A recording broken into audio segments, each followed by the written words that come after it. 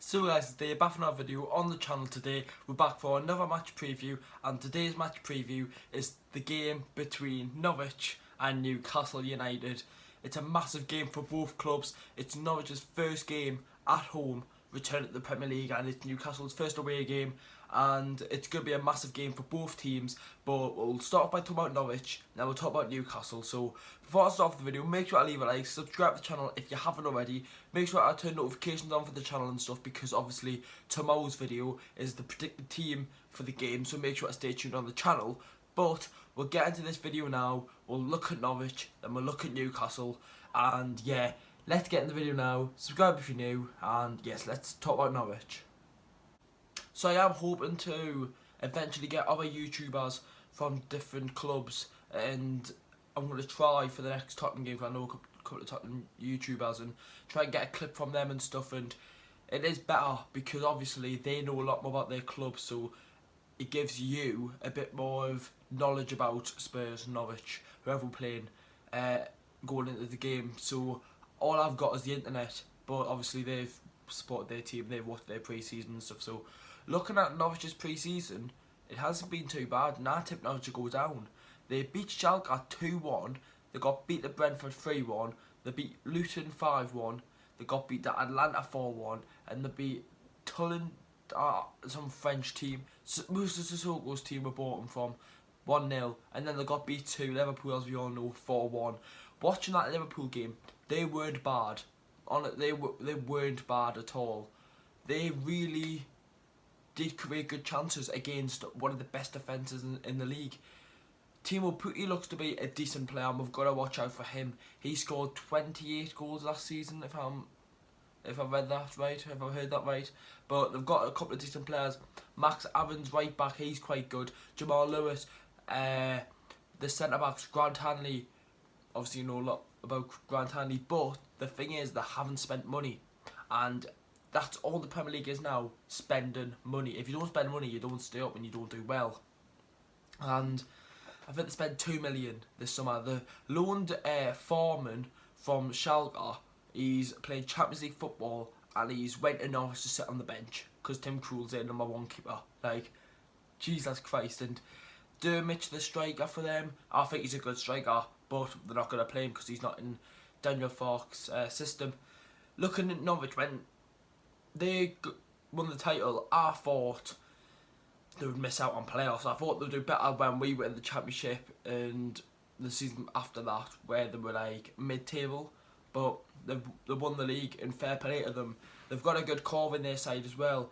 If we have a look at some of their players, Onel Hernandez, he stands out for me. Tim Krul, we all know about Tim Krul, he'll be loving it.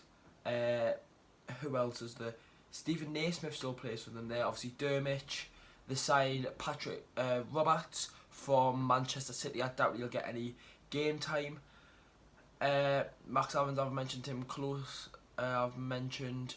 But the standout player for them is Timo Pukki. And they've signed some Byron from West Ham Master 1, and he looks to be an alright player. Norwich, if you look at them players there, I don't think they've got enough to stay up. But they do have a good core in their team, but that's with Newcastle. We've got a really good core in our team.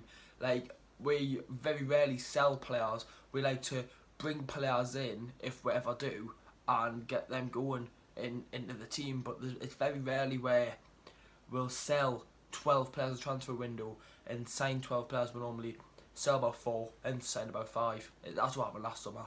So I can understand why they haven't bought anyone, but in January they probably will have to buy some players. So that's my views on Norwich, and we'll go on to looking at Newcastle now.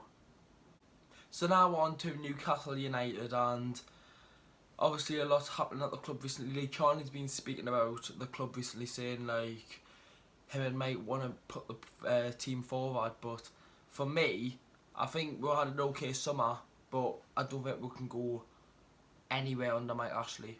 But I don't think he'll leave in any sort of way. But for this Norwich game, obviously I've got the teams. I'm not going to say much about that, but there's some doubts in the team. Shelby's a doubt from the game versus Arsenal. who else? There was apparently Jamal Lascelles was ill, same as Paul Dummett. It's going to be a different team, but the team that I've already made the particular team from the little thing I use. I'm confident in that team. Obviously, as we all know, Williams wasn't the reason, but he did make the mistake for us conceding the goal, and he's been receiving a lot of stick on Twitter and Instagram and stuff. It's his first game.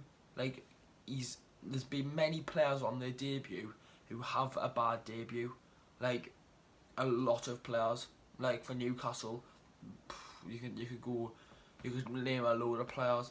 But Joelinton, right? It's his birthday when I'm recording this on the Wednesday, but he looks to be a good player. He's big, he's strong, and he caused problems to Arsenal defence. Socrates was struggling with him, and I thought this could be Joelinton's game where he doesn't do much. But I think we've got to get the first goal in this game. I think if we do get the first goal, we can push forward to get more goals. But it's when we go 1-0 down, it just doesn't look like the ball's going to go in the back of the net. It really doesn't. But from the way we play now, it's little pass in the midfield and then like a long ball up. It's Sean Dyche football, it's Sam Allardyce football. We've got Steve Bruce as coach. We haven't got Rafa Benitez now. We haven't got Rafa Benitez's fancy play. We haven't got Rafa Benitez's style of defensive formation and stuff. But does Steve Bruce go to a 5 at the back? Does he stick to his 3 in midfield? Does he go 3 in the attack? Does he start Maximin? Does he start Williams? You'll see all that in tomorrow's video for the particular team. So going into this game, lads, my prediction is going to be... I'm going to try to be honest. When I say prediction, I'm going to say 1-1. I think both sides will not play well. A bit like the Arsenal game, no side will play well, but I don't know. Norwich got in the cup, I can't remember, but we've got Leicester. If you didn't see that, my reaction on the video, go and watch yesterday's video. So that's the end of it. The first away game's coming up, and I'm going to say now, you guys enjoy them, but the live streams for the away games are going to stop. I'm not going to do them. I feel like it's pretty pointless. So I'm just going to... If you want to see my reactions and stuff during the game, follow my Snapchat and Instagram. I'll always put stuff on there. I would appreciate it, but I'm not going to be doing them live streams anymore. But there'll be my reaction of the game and player ratings. So when it's a away game, there'll be me reacting to the game and player ratings. But there's not. I can't really do a review because that's going to be in my reaction video. But for home games, there's going to be a vlog, obviously, and then the player ratings, and then the match review, like the Arsenal game. So the Arsenal video's done alright. The vlog didn't do as good as I expected to, but it wasn't the greatest games, to be fair. So hopefully this weekend the lads can get a win. And yes, thanks for watching this video. I do appreciate it. Just listen to me talk. If you do enjoy these videos, make sure to leave a like, subscribe to the channel if you haven't already, and I'll see you all for tomorrow's video for the particular team. Thanks for watching, and I'll see you all in the next one.